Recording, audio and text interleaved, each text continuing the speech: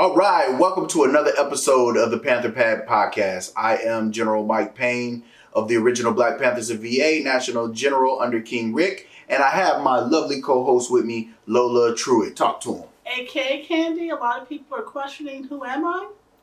You can call me Queen Lola or you can call me Queen Candy. It really doesn't matter as long as you call me a queen.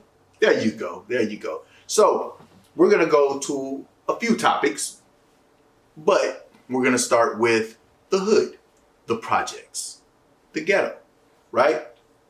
And a lot of our own Black people don't realize why, we're in the position we're in or how we got there. And a lot of it comes from systemic racism or plans that were built on the principles of systemic racism.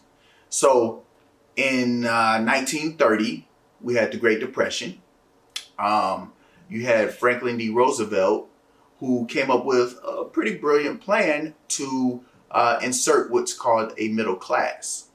And what he ended up doing was, putting together some different laws and things so that people could have that middle class. Social Security, I believe, was one of them. And he did some things like that, and it allowed the middle. Go ahead. Don't forget unemployment. Okay. I didn't know if that was one of them, but sure. But he made plans in order to, make this middle class thing happen. And it was all good, but the problem was the Black people, the Black Americans, weren't considered part of this middle class. So they didn't get the benefits of the rest of the nation. They were considered middle class. Also, there was a homeowners program to where it was like a project to where they were giving out loans to people for homes and things of that nature. But it didn't count for people that were stuck in what's considered the hoods or the projects, because we were put in those areas because of segregation.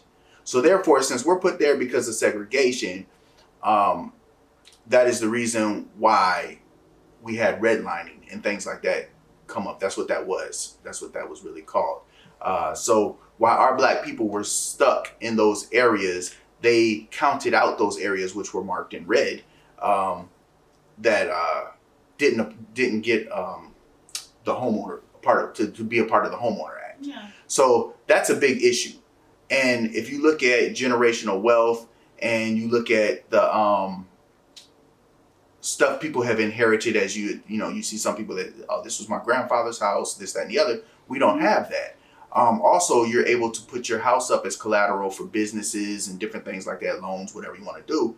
We didn't have that either. So there were so many different things that we didn't get. And all that comes from that plan that they put in place that left us out. So even through the Great Depression and coming on forward to now, we just haven't had those things. So, with being in the hood or the projects or this, that, and the other, and that's our generational wealth, I guess you could call it, because they had something else, our oppressors. They had generational wealth, which was the actual house and, finances and different things like that. We didn't have any of that. So we have to fight tooth and nail to get out of these situations and out of the projects. And, I just want to put that information out there so people would know that, you're not there by accident.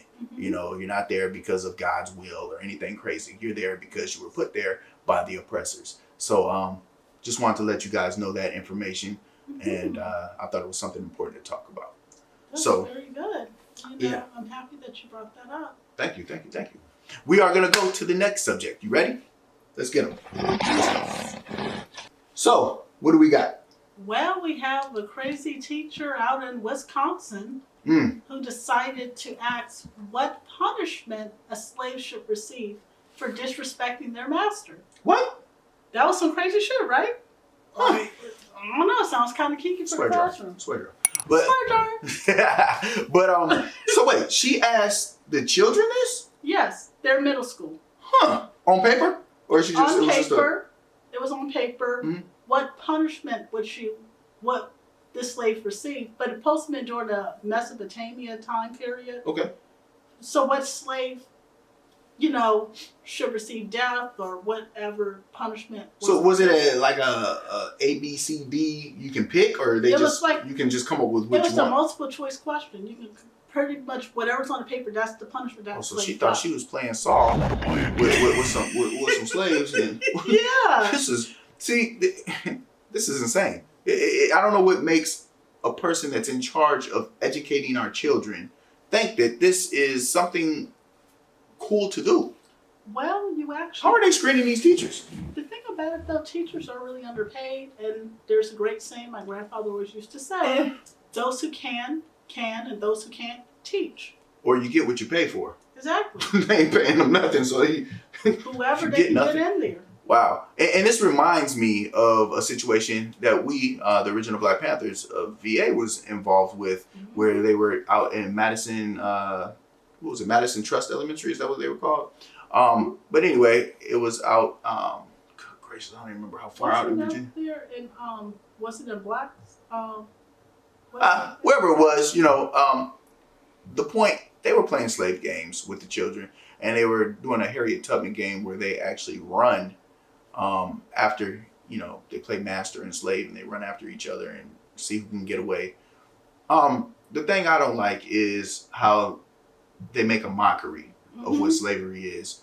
I think when you do that, it harms not only the black children, but it harms the white children as well, because they don't get to really empathize or understand what slavery truly was. Yeah. And if they feel it's nothing and it was, if they feel it's a joke and, people just got, a little beat here and there and, they had to do some hard work, then it's almost like, get over it, and I think that's a big, huge issue, because that's making a lot of these now adults who have been taught this through this curriculum. That's why they come to us talking about get over it. And we're ready to slap the taste out their mouth. But we have to realize the school system is miseducating not only the black children, but the white ones as well. Exactly. And I actually noticed that when you think about how they did with the Holocaust. They drilled that in hard. And you were not allowed to play Holocaust games or nothing like that. It was serious. Yeah. So when it comes to our suffering, it should not be minimized. I agree. We need to actually start taking control and the narrative of our own story and start teaching our children as well as white children why slavery was evil, why it's wrong, and why we still should fight against it today. Absolutely, I agree. It starts at home. Because slavery is not over. Slavery is still being done in this country, and it's by the prison industrial system. So don't think for a minute that the civil rights movement's over or slavery's over. We're still fighting against it. We're still fighting for liberation. Absolutely, absolutely. So, that's a great topic, That's a great topic. And this it has happened quite often in our school systems, and we need to do something to change that. And but as a father, work towards that with children, and how do you think black parents could take the initiative to start changing what our children are being taught? Well, everybody knows we have to work 10 times harder than, of course, our oppressors.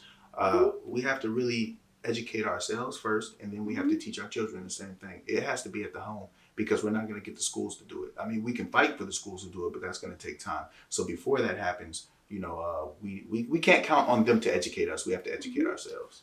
What about Saturdays? Instead of having Sunday school class, we have Black History class. Right, yeah. However you do it, however you set it up, but the education must be done. So we got to go to the next subject. So let's get it. Okay. Yes. All right. On you. So I wanted to take time to dispel this big myth that's been told to so many black children as well as white kids, that slavery was not in the North. They always look at the North as a safe haven for slaves. They make it like this utopia for slaves to go to and get freedom, but they don't talk about how the North also participated in slavery and also made a big profit. Now, when you say that, are we talking about the entire North, or are we talking about a particular spot in the North? I would say New York, Connecticut, okay, also New Hampshire, Delaware, and Maryland all were slave states. New Hampshire at the time was what? Because New York had a different name then, right? Yes. Okay. All right. So. Okay. And even Maine had a low amount of slaves as well. Mm-hmm. Are we talking about chattel slavery or? Chattel. Okay. And also it said that they were on a lot of farmland because it wasn't, of course, sugar cane or cotton or anything like that. Mm-hmm. They had the slaves on farmland and some in houses. I think it was 40% of the homes had at least one or two slaves in it. So, yeah, go ahead. I'm sorry. Also, I love that you added that. So pretty much I am going to be reading my notes from the history blog. I am a part of the history blog. I love history. I like to study it. So there was still 1,798 slaves on the record. This placed Delaware as one of the slave-holding border states that Lincoln had to tread so carefully around during the Civil War. Technically, the 13th Amendment is what ended slavery in Delaware. However, the state was the last to actually go along with the amendment.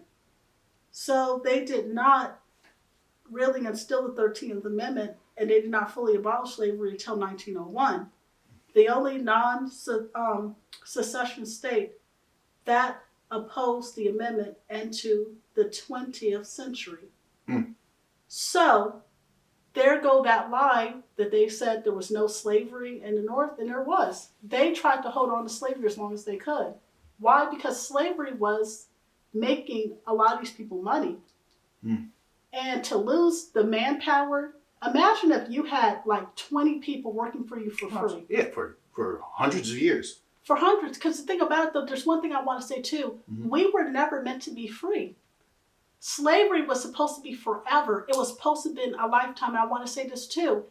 You cannot compare slavery, chattel slavery, to indentured servitude. Indentured servitude was just for 7 years. Mm-hmm. Okay, so when you say Irish were slaves too, they signed on to come and work their debt off.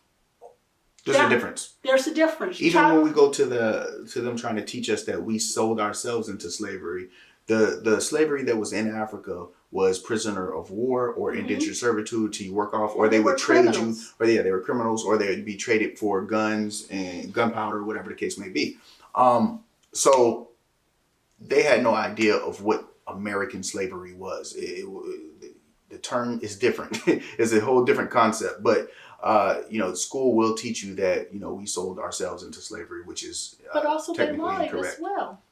They also was a big misconception that if they came to America, they would receive a better education. Oh, yeah, of course. And they were taking princesses. And some were kidnapped. Yeah. Just period, yeah. That's what 12 years of slavery was about. Yeah. So, not getting off the subject too much, you have to know that you have a history out there that is true, and the one that we're being taught in school is false. And you have to do your research to find the truth. Or at least it's watered down. Sometimes they'll give you at least a little watered down version, but even that's not what we need. We need the actual, real historical facts, and yes. They're not giving that to us. And they're not going to ever teach you that our children, if they did not have enough food for the winter for pigs, they fed our children also to hogs. Back to that, I want to go and speak on the profit that the North did have. Mm-hmm.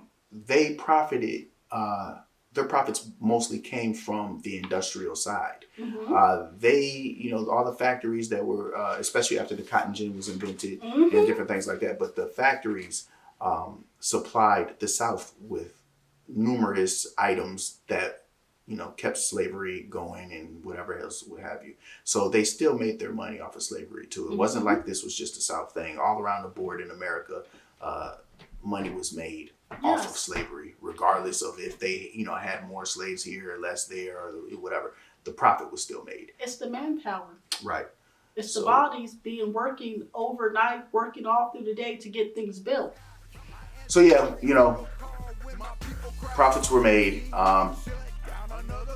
Profits are old.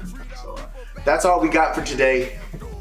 That is our episode of the Panther Pad Podcast. Like, share, subscribe. Please, All right. Send donations down below, right? There we go. I don't even got to say it because it's right there. My editor got it up here. That's where the podcast is shown.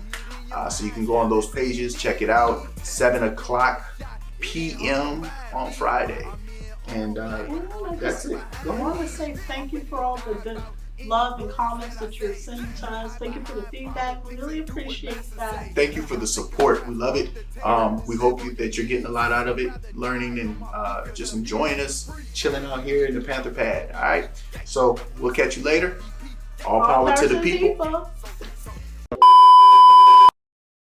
Yeah, great show. And what the fuck we doing this for? And 5, 4, 3. All right, welcome to the Panther Pad Podcast. Boom, here we go. And this is for my editor. Shout out to her. I am no, I'm just playing. See, she got really mad at me for clapping. You're so annoying. You're so annoying. All right, welcome to the Panther Pad